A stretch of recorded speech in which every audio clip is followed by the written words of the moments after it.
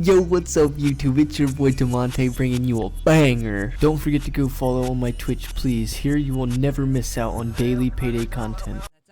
The first card in the deck is being Type 1 Armor, which is giving you a 10% armor increase. The second card in the deck is called Type 2 Armor, which is giving you an additional 10% armor increase, now getting you to 20% increased. The next to fall in line is Type 3 Armor, which you gain an additional another 10% armor increase, now getting you to a 30% increase.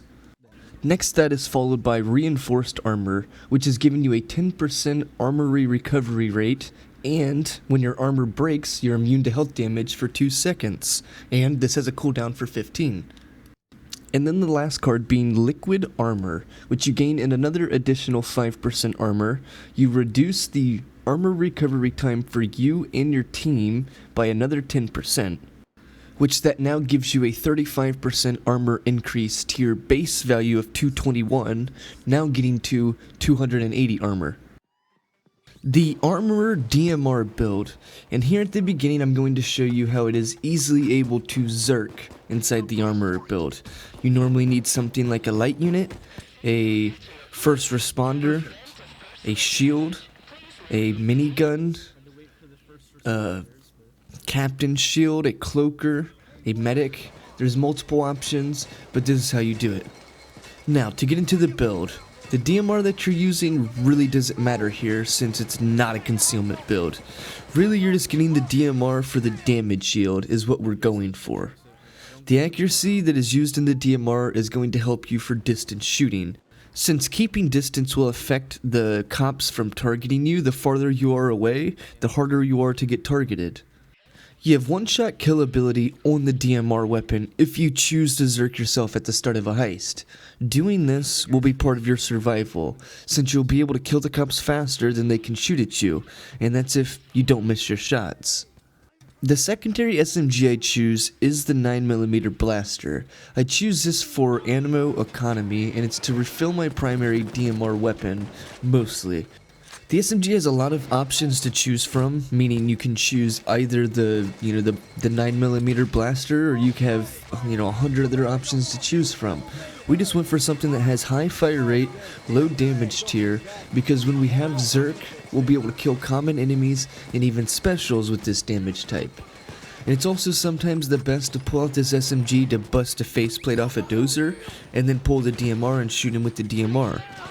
It's also best to pull the SMG out on shields, since you can, expend more ammo on a shield. And nice to pull it out on heavy units, light units. Now, let's go over the skills for the build here.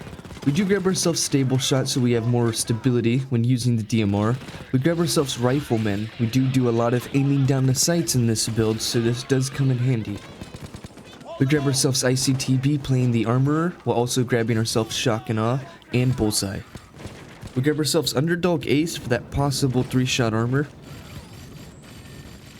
Then we move over to Steady Grip for some more stability and accuracy, while also grabbing Surefire Ace. We grab ourselves the Sprint skills, and we also get Unseen Strike.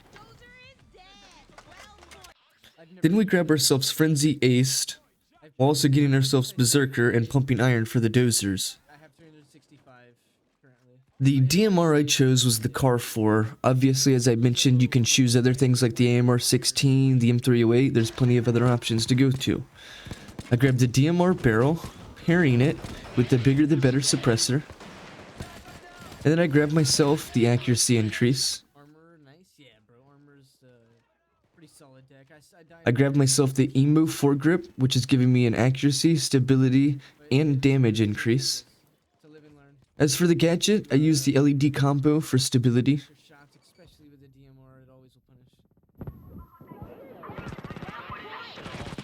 For the grips, we're using the Pro Grip. For receiver, we're using the Thrust Lower Receiver.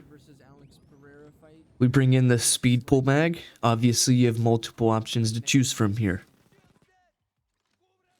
I grabbed this Seymour sight. This one's purely optional.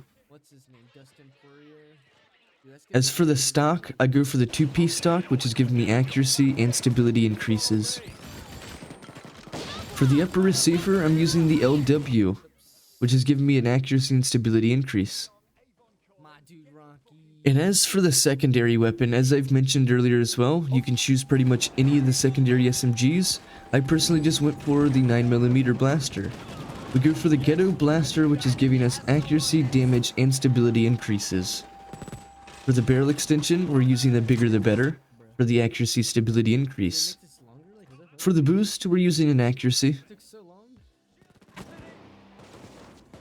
For the gadget, we don't really need the stability as you see, so we just went for the military. For the magazine, we go for the extended mag, which is mostly just for the magazine increase, but it is also giving us stability. Next is purely optional, but I use the Seymour sight. As for the stock, we do grab it, so we grab the 12 stability with it. This build offers consistent 2-shot armor inside of the ICTB. Right off the rip, you're able to tank 2 shots of the 225 with no damage reduction being continued. 3-shot armor is having Frenzy for 25%, which changes 225 damage to 168.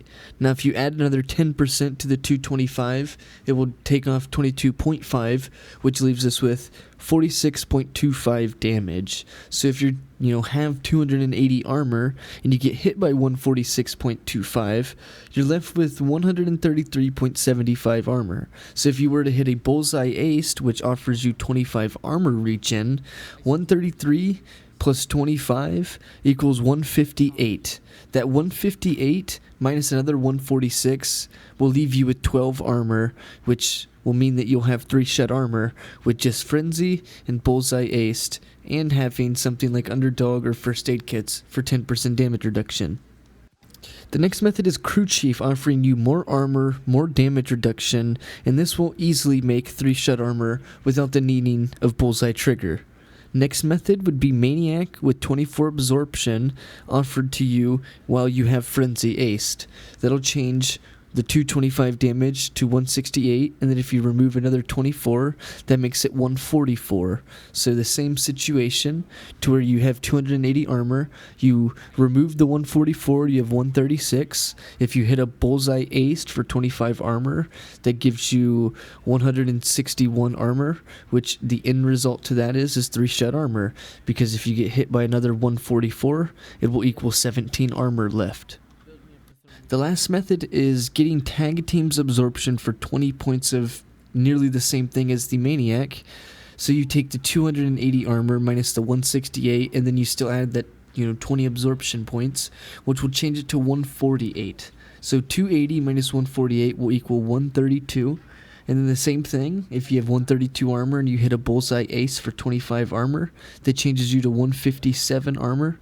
So 157 minus the damage value of 148, that'll leave you with 9 armor, making it a 3-shot armor build.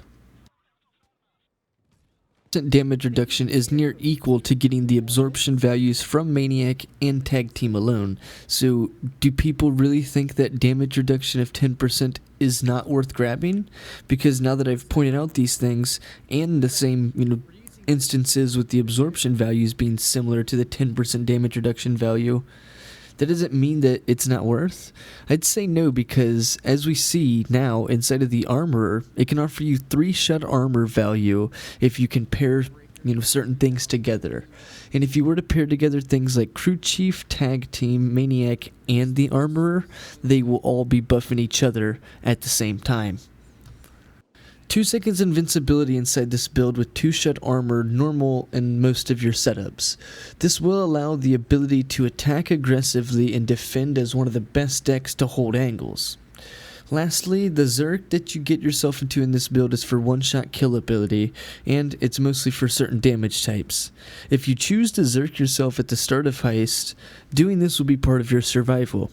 Since you'll be able to kill cops faster than they can shoot at you, that's if you don't miss your shots. And that's where it all will come into play, is where you're able to kill things quicker than they can aim at you, kill things quicker than the grace period, kill things quicker than the reaction timer. Thank you guys so much for watching this video. Hopefully you do enjoy, and if you do, leave me a like, a comment, and if you're new here, subscribe.